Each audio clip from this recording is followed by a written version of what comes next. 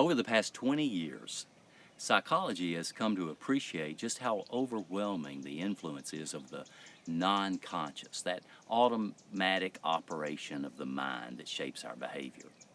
Just like a modern jetliner is able to fly on automatic pilot with little or no input from the pilot, our minds operate most efficiently by relegating a good deal of high level thinking to the unconscious mind.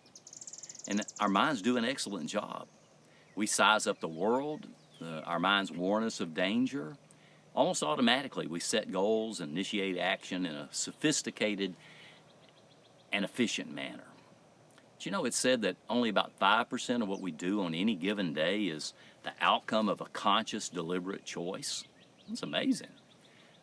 The rest of our actions, they're managed below the surface. We're on autopilot. As a parent who taught 3 boys how to drive and lived to tell about it, I can say that this rings true.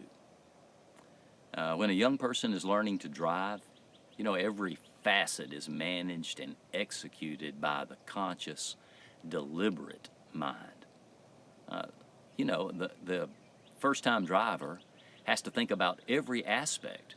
I got to check my mirrors, push the right pedal to go. The turn signal is on the left. I've got to remember to check my blind spot. Push the left pedal to stop, but I got to push it with my right foot, and on and on. You contrast that now with an experienced driver. You know, you can be driving down the interstate or following the same route home from work or from the store, and lo and behold, you're already home in your driveway. And you don't even remember driving home. How does that happen? How can that be? Because over time, the habits required to drive, to navigate your way through the world, have been repeated over and over and over again, so often that they've seeped into your unconscious and they become automatic. Now, you can pretty much drive now without even thinking about it. That's kind of scary. The Scripture exhorts us to guard our hearts.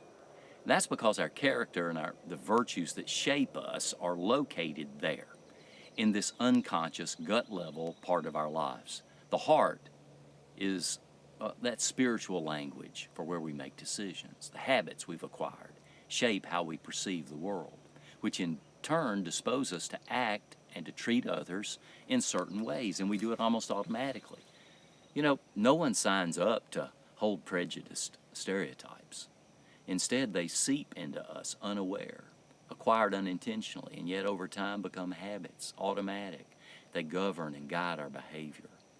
That's why practices of the heart, liturgies of worship, rhythms of scripture reading and prayer, times of silence and stillness, praying without ceasing, as Paul would say, all these practices go a long way in shaping who we are and how we live. They build character and virtue.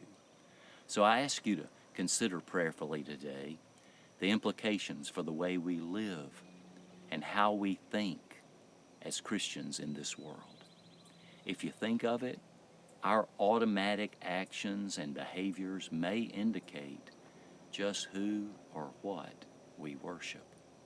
They may indicate that we are worshiping and following other gods without even knowing it. Read Psalm 137 today to see what it suggests. We may be unconsciously but effectively tuning our hearts to the songs of Babylon rather than the songs of Zion, false gods as opposed to the one true God. Blessings to you this day. Stay safe, stay well, and stay connected to God and to one another as you are able. Blessings.